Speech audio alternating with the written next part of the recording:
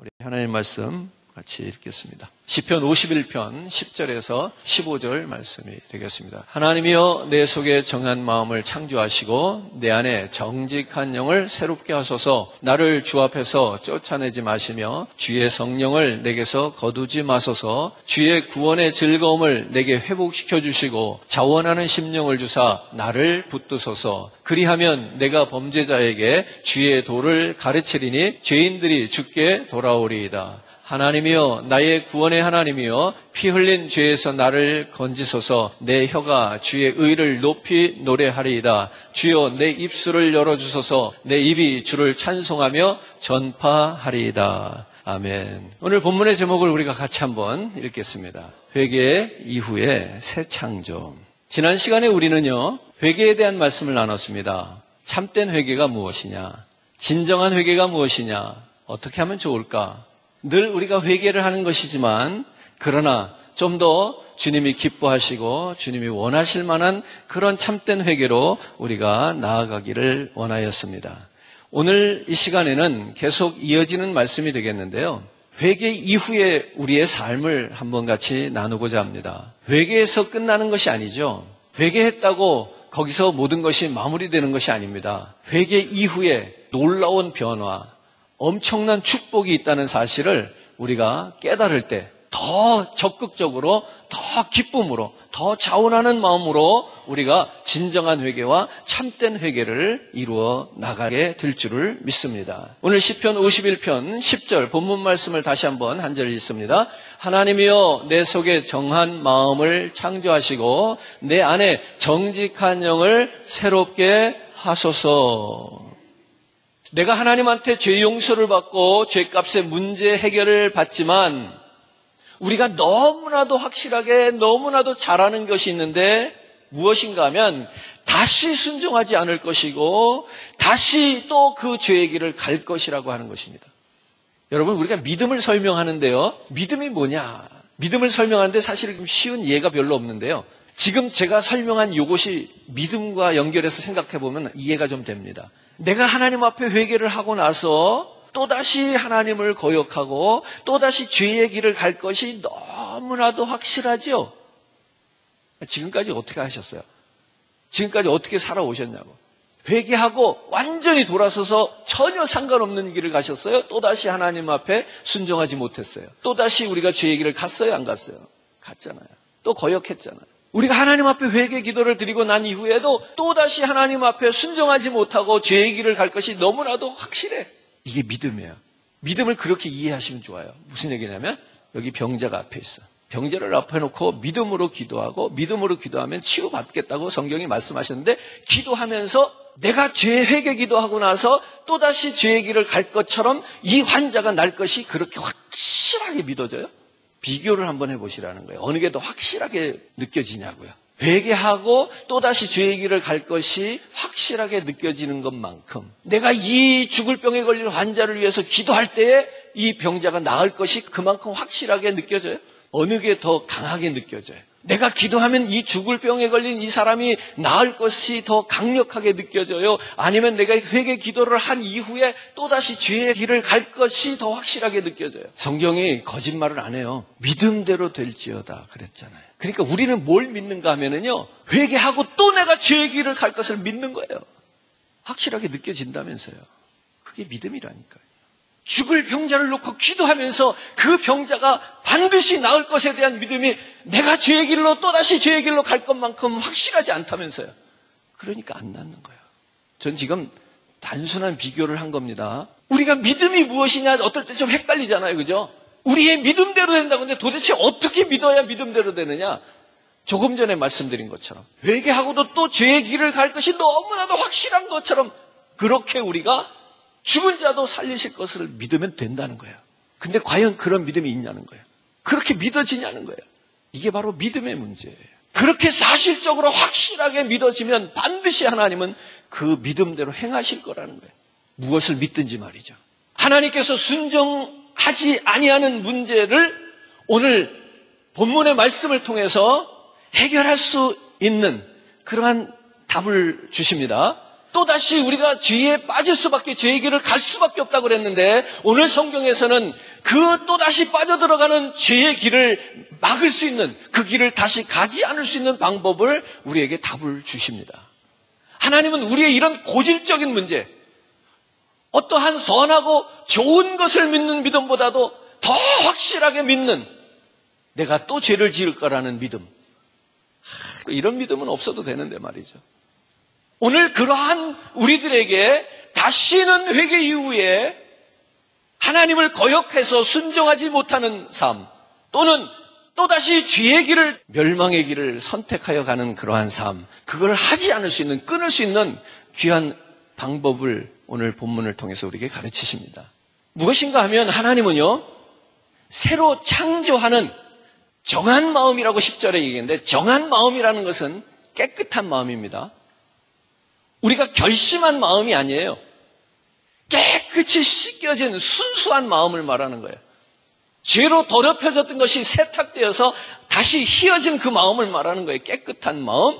그 정한 마음에서 떠나지 아니하시는 하나님의 영, 내 안에 정직한 영을 새롭게 하소서 이랬는데, 바로 이 영은 내 영이 아니에요.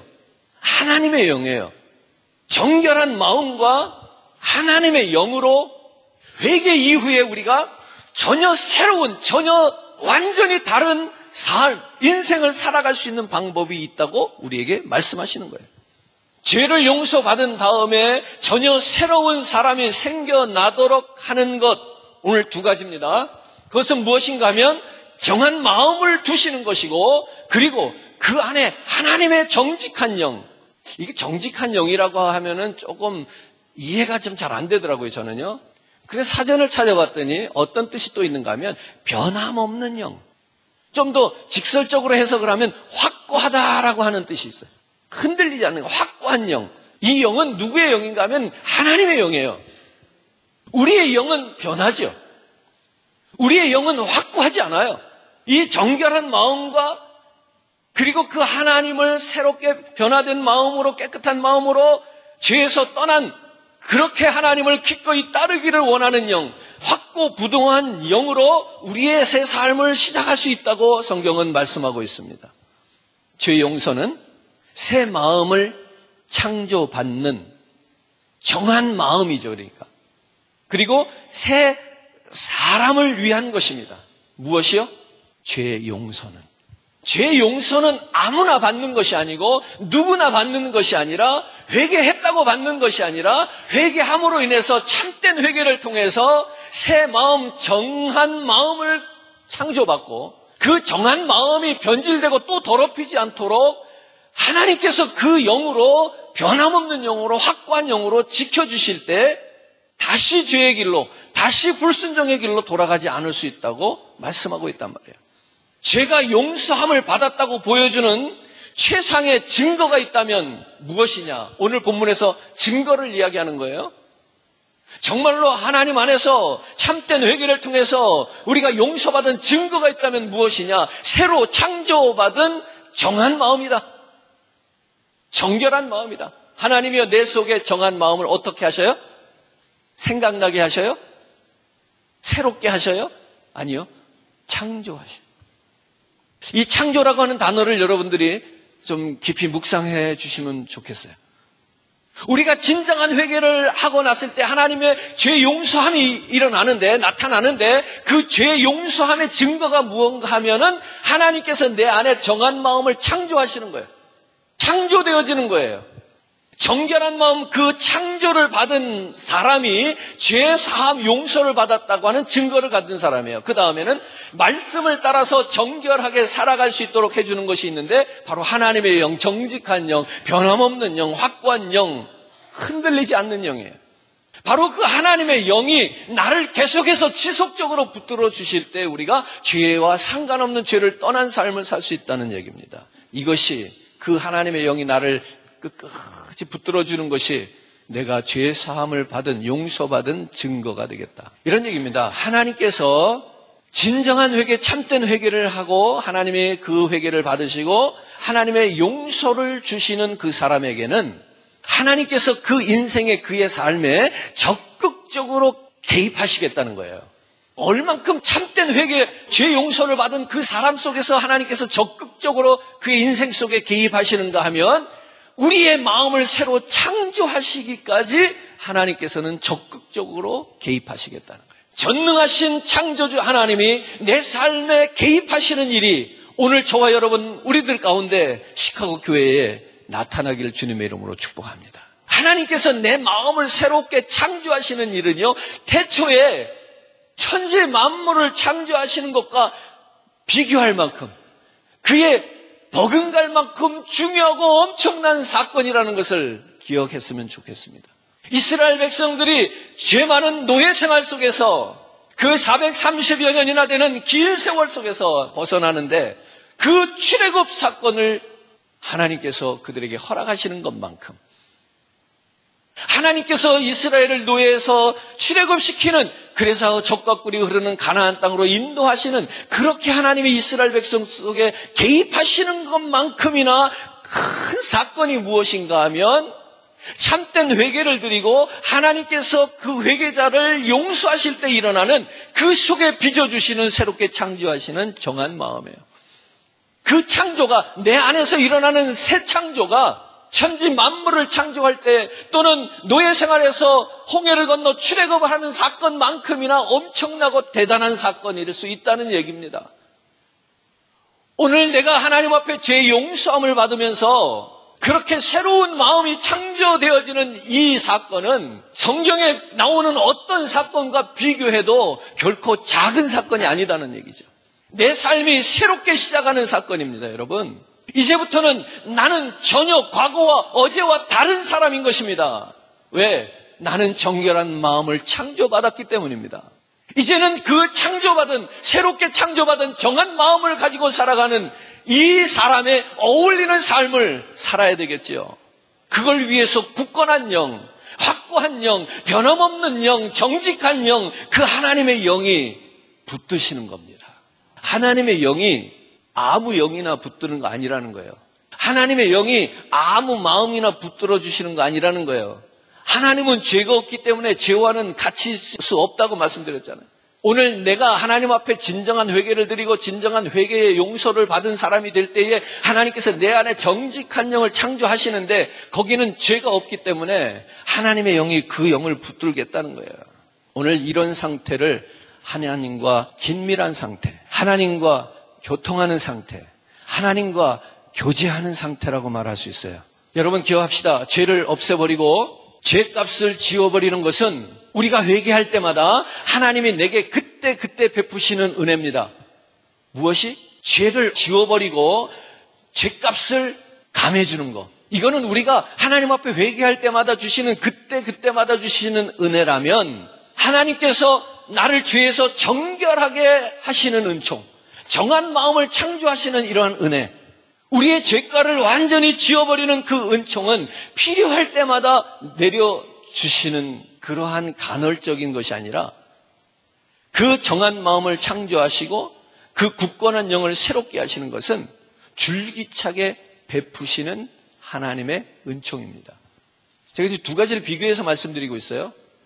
우리가 회개할 때마다 그때 우리의 죄를 지워주시고 용서해주시고 씻어주시고 하는 것은 그때마다 주시는 은총이라면, 정결한 마음을 창조해 주시고 그 정결한 마음을 굳건하게 변함없이 지키시는 그 영으로 새롭게 하시고 인도하시는 것은 줄기차게 지속적으로 베푸시는 은총이라는 말씀을 드리는 겁니다. 하나님은 나를 다시 빚으시고 새롭게 하시는 일과 거기서 끝나는 것이 아니라, 나를 지키는 일에서 손을 놓으시는 것이 아니라 지속적으로 우리를 붙드시기를 원하신다는 겁니다. 그때 베푸시는 은총과 끊임없이 베푸시는 은총을 우리가 짝을 이루게 되기를 주님의 이름으로 축원합니다. 하나님은요, 그때 주시는 은총과 잇대어 주시는 은총이 있다는 거예요. 이어지는 은총, 계속되어지는 은총, 내 영혼을 살리시고 새로 빚으시고 건사하시고 지키시는, 지속적으로 하나님께서 우리를 관리하시는 그러한 은총을 오늘 저와 여러분들이 받아야 되겠다는 이야기입니다. 참된 회개, 진정한 회개, 죄 용서함을 받은 자들이 그 마음에 정한 영이 창조되었을 때 끝나는 것이 아니라 그것을 주님이 끝까지 붙드시고 지키시는 은총을 누려야겠다는 이야기입니다. 한 절 더 읽겠습니다. 11절 말씀 읽어요. 나를 주 앞에서 쫓아내지 마시며 주의 성령을 내게서 거두지 마소서. 오늘 시편 시인은 한때 정결한 상태에서 만족하지 않고 언제나 성결한 상태에 머물기를 하나님 앞에 다짐받고 싶어 합니다. 내가 하나님 앞에 회개하고 그때그때 용서받는 그러한 정결한 상태에 만족하지 않고 언제나 늘 꾸준히 그 정결한 상태가 유지되기를 그 정한 영이 자신에게 머물기를 하나님 앞에 다짐받고 싶어 합니다. 하나님의 거룩하신 영이 내 삶과 내 영을 거룩하게 지켜주시기를 바랍니다. 그래서 이렇게 고백하는 거예요. 나를 주 앞에서 쫓아내지 마시며 주의 성령을 내게서 거두지 마소서. 우리가 하나님에게로부터 분리되는 두 가지 이유가 있습니다. 하나는 내가 죄를 지음으로 말미암아 쫓겨나는 겁니다. 또 한 가지는 하나님의 영이 나를 떠나는 겁니다. 하나님의 거룩하신 영이 나를 떠나지 않는 한 나는 하나님과 거룩한 관계를 유지할 수 있습니다. 내 죄로 말미암아 하나님이 나를 쫓아내지 않는 한, 그리고 하나님의 거룩하신 영을 거두시지 않는 한 나는 하나님과 맺은 관계를 끝까지 유지할 수 있습니다. 이게 왜 중요하냐면요, 생각해 보세요. 하나님과의 관계가 왜 중요하냐면 하나님과의 관계가 끊어지면 그 다음은 뭘까요? 내가 구원받은 상태와 정반대의 상태가 된다는 거예요. 하나님과의 관계가 끊어지면 내가 구원받은 상태와는 정반대의 상태가 된다. 뭐죠? 죽음, 고통, 멸망, 여기까지만. 구원받은 상태와 정반대가 되는 경우는 어떤 경우다? 하나님과 관계가 끊어질 때 일어난다. 호세아 11장 9절을 읽습니다. 내가 나의 맹렬한 진노를 나타내지 아니하며 내가 다시는 에브라임을 멸하지 아니하리니 이는 내가 하나님이요 사람이 아님이라. 내 가운데 있는 거룩한 이니 진노함으로 내게 임하지 아니하리라. 하나님이 약속해 주시는데요, 하나님은 자신의 거룩함을 내세우고 함께 하실 때에 진노하지 않으셔요. 하나님의 거룩한 임재에는 진노를 거두신다는 사실을 우리가 힌트를 얻었으면 좋겠어요. 하나님은 자신의 사랑, 은총, 불쌍히 여기심, 거룩하심, 이런 것들이 하나님의 공의와 심판과 진노보다 앞서게 하십니다. 그 어떤 죄에 대한 형벌보다 하나님의 은총이 훨씬 더 크다는 것을 오늘 여러분들이 기억하시기 바랍니다. 거기서 우리의 살 길을 찾을 수 있는 힌트를 얻자는 겁니다. 한 군데 더 읽겠습니다. 시편 51편 12절입니다. 주의 구원의 즐거움을 내게 회복시켜 주시고 자원하는 심령을 주사 나를 붙드소서. 이 구원의 기쁨은 뭐냐? 구원의 즐거움이라고 그랬는데 다른 버전에서는 구원의 기쁨이라고도 합니다. 이 구원의 기쁨은 무엇이냐? 어떤 기쁨이겠습니까? 죄와 더러움의 문제를 해결받은 기쁨이지요. 정한 마음이 생긴 것으로 인하여 얻어지는 기쁨이지요. 하나님께서 내 마음속에 새롭게 창조하심으로 인하여 얻어지는 기쁨이지요. 따라서 새 사람이 되어서 새 창조를 사는 사람이 누리게 되는 기쁨입니다. 다른 말로 이렇게 표현해 볼게요. 지금의 내가 아담이 되는 기쁨입니다. 이해가 되시나요? 느낌이 오시나요? 지금의 나는 어떤 나일까요? 회개를 한다고 했지만 적당히 죄가 남아있는 것 같은 내가 아담이 되는 기쁨. 아담이 된다는 건 어떤 느낌일까요? 선악과를 따먹기 이전에 아담 얘기하는 거예요. 하나님이 창조해 놓으신 그 아담. 그 아담이 되는 기쁨이 뭘까요? 우리는 첫 번째 아담이 죄를 지음으로 인해서 우리 인류가 다 죄 가운데 들어왔어요.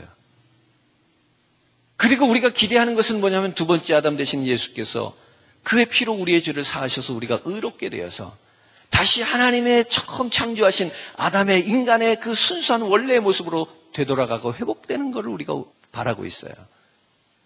근데 지금의 내가 아담이 되는 기쁨이 뭔지 잘 몰라요? 그렇죠. 우리가 차라리 복권을 맞는 기쁨이 뭐냐 그러면은 이해가 갈지 모르겠어요. 근데 지금의 내가 아담이 되는 기쁨이라고 그러니까 사실 이게 그만큼 여러분, 오늘 저와 여러분 우리 모두가 죄에 대한 심각성이 없습니다.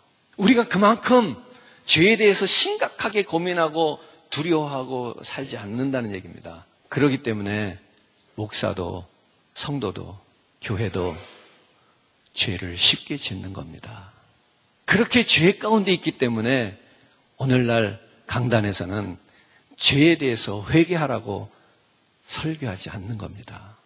오늘 시편 기자가 누리고 있는 이 구원의 기쁨은 무슨 기쁨인가 하면 자기가 끔찍한 죄를 졌는데 하나님 앞에 용서받고 하나님께서 그 속에 정한 마음을 창조해 주셔서 자기의 상태가 마치 하나님께서 첫 번째 인간 아담을 지어 그 순수한 그 상태로 되돌아가는 그 기쁨을 누렸다는 겁니다. 죄가 있고 죄가 없는 것의 차이가 얼마나 엄청나게 다른 것인지를 시편 기자는 적어도 느끼고 있었던 겁니다. 죄로 말미암아 하나님의 형상에 손상을 입게 되고 죄로 말미암아 우리 안에 있는 그 하나님의 형상이 깨어지고 망가지고 죽어버립니다. 그러면서 자유를 잃어버려요. 하나님께서 아담과 하와에게 자유의지를 주었는데 그 죄로 말미암아 그 자유의지가 깨져버리는 거예요. 그런데 이제 하나님께서 이 시편 기자에게 하나님의 그 죄를 용서하실 때에 그 안에서 무엇이 느껴지고 경험되어졌는가 하면 하나님께서 자기를 다시 빚는 것, 재창조하시는 것이 느껴진 거예요. 그러면서 정한 마음이 창조되어질 때 자연스럽게 따라온 것은 무엇인가 하면 죄 때문에 망가져버린 자유예요. 그 자유가 회복되는 거예요. 내 욕심대로, 내 정욕대로, 내 이생의 안목대로 그렇게 마음대로 선택하는 그런 자유 말고요. 하나님의 선하신 의지대로 선택할 수 있는 그 하나님이 처음 창조할 때 인간들에게 주신 그 자유의지가 회복된단 말이에요. 바로 그 자유로 하나님의 목적에 맞춰서 자신의 삶을 이루어 나갈 수 있겠다고 성경은 우리에게 가르치는 겁니다.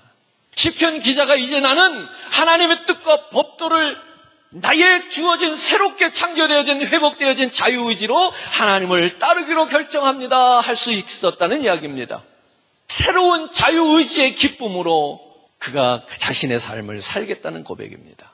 오늘 우리들이 진정한 회개를 통해서 하나님의 용서를 받는다면 우리 안에 정한 마음이 창조될 것이고 그리고 하나님께서는 그 정한 영을 견고한 영으로 지켜주실 텐데 그때 그리스도인의 마음속에서 회복되어진 자유의지를 가지고 이제는 저와 여러분들이 그 하나님이 원하시는 대로 뜻하시는 대로 목적하시는 대로 옳고 선하고 의로운 것들을 선택하며 살아가겠다고 하는데 그 자유의지를 행사할 수 있게 되겠다는 것입니다. 확고부동한 영, 변함이 없는 영, 기꺼이 따르는 영, 이 영은 무엇에 유익한가 하면 바로 저와 여러분들이 새롭게 정한 마음을 지음받은 창조받은 우리들이 자유의지를 행사하는 데 영향을 미친다는 겁니다. 죄의 용서와 더럽힘의 제거와 새 마음의 창조가 있은 다음에 비로소 가능한 것이 무엇인가 하면 우리의 자유의지를 하나님이 뜻하시는 대로 목적하시는 대로 행할 수 있다는 겁니다.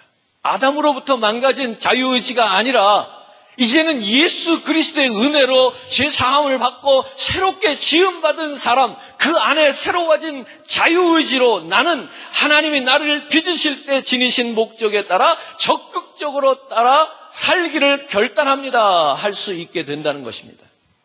내 안에 정직한 영을 하나님이 창조해 주신 사람, 그리고 하나님께서 그 영으로 그 정직한 영을 붙들어 주시는 사람, 그래서 내 안에서 새롭게 창조되어진 아담의 죄로 인하여 망가진 자유의지가 아니라 예수 그리스도의 보혈로 새로워진 자유의지를 가지고 오직 하나님을 위하여 오직 하나님의 영광을 위하여 살겠다고 결단하며 살아가는 그렇게 자신의 새로워진 자유의지를 행사할 수 있는 사람, 이 사람이 그리스도인이죠.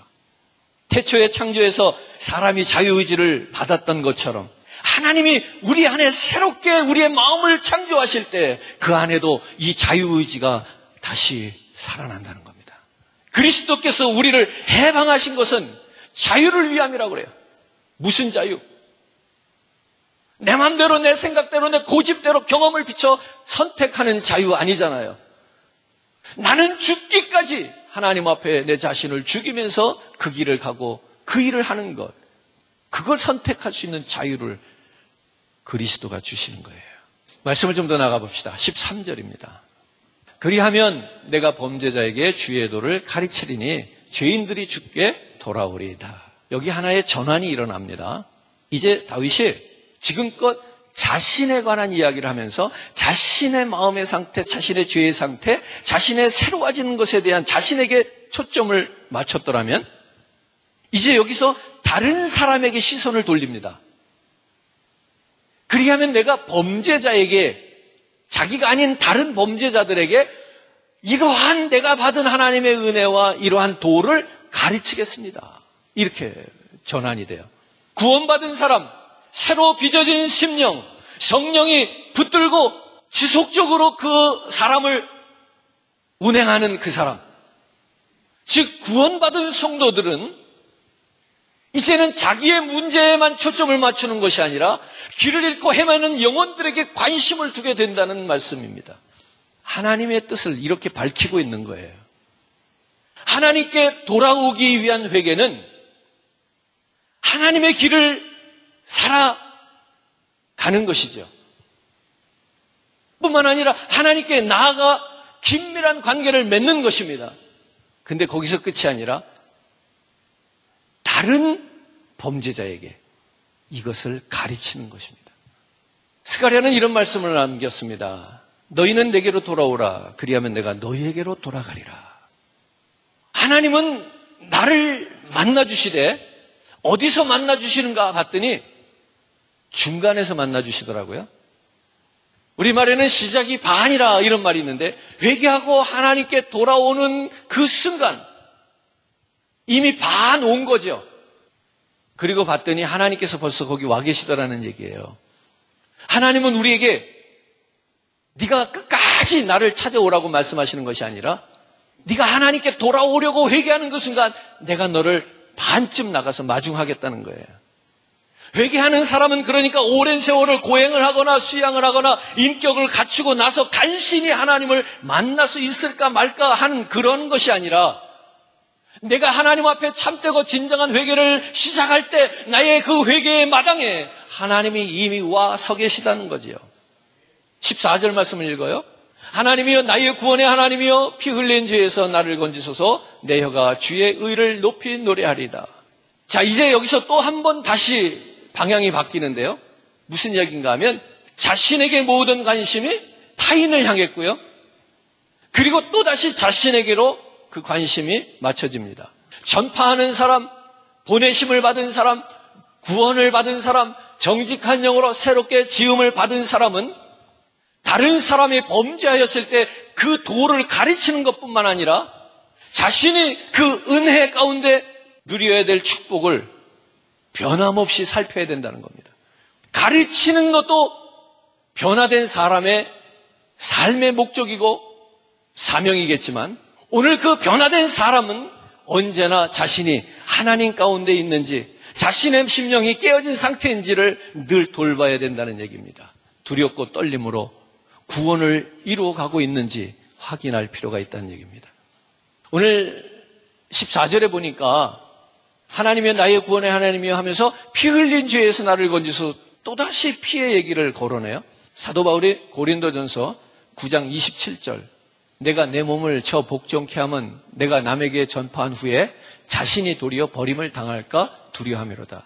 사도 바울도 보세요. 자기에게 초점을 맞췄다가 오늘 27절에 보면 내가 남에게 전파한 후에 다른 사람에게 초점을 맞춰요. 뿐만 아니라 또다시 자신에게 돌아옵니다.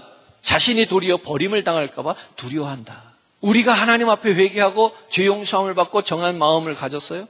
하나님께서 하나님의 영으로 우리를 붙드셔요. 그럼 우리는 무엇을 해야 돼요? 다른 사람에게, 다른 범죄자에게 이 길을 가르쳐야 돼요. 그리고 끝나는 것이 아니라 또다시 나를 다시 돌아보는 거예요. 버림을 당할까 봐. 또다시 자기에게 초점을 맞추고 있는 거예요. 그러니까 이 사도 바울과 다윗의 같은 마음을 우리가 한번 읽을 수 있다는 겁니다. 구약 성경에 따르면 죽어 마땅한 죄가 있습니다. 살인죄, 우상을 섬긴 죄, 간음하는 죄, 가난한 사람을 학대하는 죄, 강탈한 죄, 인륜을 파괴하는 죄. 사도 바울은 이러한 것들을 마음에 하나님을 두기를 싫어하는 자의 모습으로 설명을 했습니다. 이 에스겔은 이렇게 말합니다. 이 모든 가증한 일을 행하였으면 즉 반드시 죽일지라 자기의 피가 자기에게로 돌아가리라. 구약 성경에는 피로 갚아야 될 죄, 이 특별한 죄를 이야기하는데 이 특별한 죄 가운데 한 가지 더 특별한 죄가 있습니다. 에스겔서 1죠. 3장 17절. 인자야, 내가 너를 이스라엘 족속의 파수꾼으로 세웠으니 너는 내 입에 말을 들고 나를 대신하여 그들을 깨우치라. 에스겔을 파수꾼으로 임명하셨어요. 그리고 백성들에게 죄를 경고하게 하셨어요. 만약에 이스라엘 백성들이 이 경고를 듣지 않으면 이스라엘 백성들이 죽어요. 그런데 만약에 이 선지자가 이 말을 전하지 않으면 누가 죽을까요? 선지자가 죽어요. 그래서 하나님은 에스겔 선지자에게 내가 그 사람의 피를 내 손에서 찾으리라 이런 표현을 해요. 우리가 복음을 전해야 돼요. 복음을 전했는데 안 들으면 그들이 죽어요. 근데 복음을 전하지 않으면 누가 죽어요? 이게 지금 성경이에요. 그래서 선지자에게는 책임이 있다는 거예요. 선지자가 누구예요? 죄 용서함을 받고 그 마음에 정한 영이 창조된 사람이에요. 목사가 선지자가 아니고요. 무슨 직분을 가진 사람들이 선지자가 아니에요. 내 죄를 진정으로 참여하고 하나님께서 그 속에 정한 영을 창조해 주시고 하나님의 영이 그 영을 지키고 있을 때 그 사람들이 선지자예요. 사랑하는 성도 여러분, 오늘 저와 여러분들이 받은 은혜를 묻어두지 않게 되기를 바라는 겁니다. 내가 받은 회개에 그 은혜의 기쁨이 있다면 나누셔야 된다는 거예요. 한 군데 더 볼게요. 시편 51편 15절. 주여 내 입술을 열어주소서 내 입이 주를 찬송하여 전파하리다. 오늘 여기서 말씀을 마칠게요. 죄의 용서를 받고 새로 빚어지는 이 시편의 시인은 사람들에게 하나님의 길을 가르치고 그리고 그 하나님을 내 입을 열어 주를 찬송하며 전파하겠다고 하나님께 고백합니다. 가르침과 찬양의 선포는 누가 할 수 있는 것이냐? 그 속에 새 창조를 지음받은 사람, 새 창조를 사는 사람의 몫이 무엇이냐? 찬송하고 전파하는 것입니다.